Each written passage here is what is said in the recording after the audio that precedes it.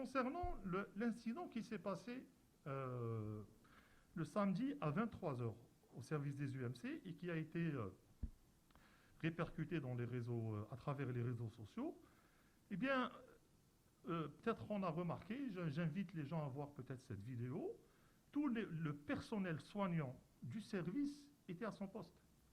On a montré un couloir des urgences qui était propre.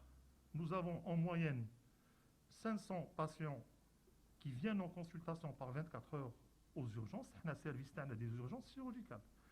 Et actuellement, je suis en train de faire les statistiques, entre juin et juillet, nous sommes à une moyenne de 800.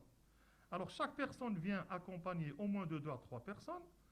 Ça fait 3 plus 1, 4. Ça fait une moyenne de 3000 personnes qui fréquentent les urgences en 24 heures, avec peu d'agents d'hygiène. Les agents d'hygiène, les femmes de ménage, parce qu'elles font un travail énorme. Nous n'avons pas, normalement, nous devons avoir des brigades de femmes de ménage. Parce que كل واحد يجي يرمي قابسه تاع جو يرمي son mégot par-ci. C'est difficile d'entretenir l'hygiène d'un service quand il y a un surnombre par rapport à un établissement qui a une certaine capacité.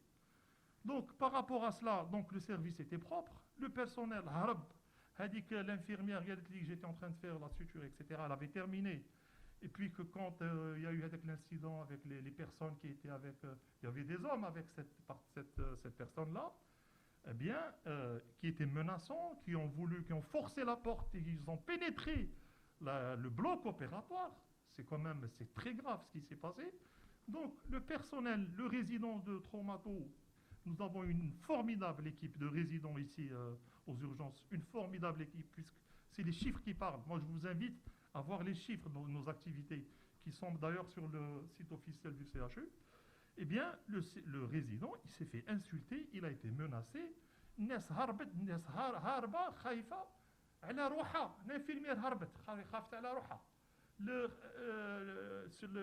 الطبيب هرب خاف على روحه le surveillant médical il était là mais il avait peur d'être agressé parce qu'il y avait des menaces qui étaient filmées subhanallah.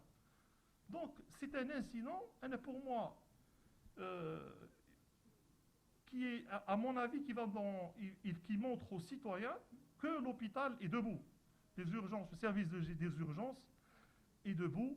Malheureusement, les citoyens, pas tous, la majorité des citoyens se montrent très exemplaires ou très compréhensifs parce qu'ils comprennent que c'est une affaire d'urgence, que parfois on peut venir pour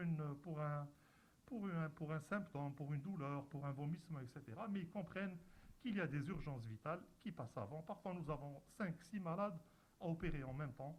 Nous ne pouvons pas être partout. Et il y a beaucoup de citoyens, peut-être la majorité le comprennent. Malheureusement, il y a une petite minorité qui sème la pagaille et ça fatigue, surtout que depuis maintenant, début mars, le service des urgences, nous n'avons pas arrêté. Le service, le personnel, je vous assure qu'il est fatigué. Il y a beaucoup de personnel qui sont atteints du Covid-19, ils sont confinés, mais le service est debout.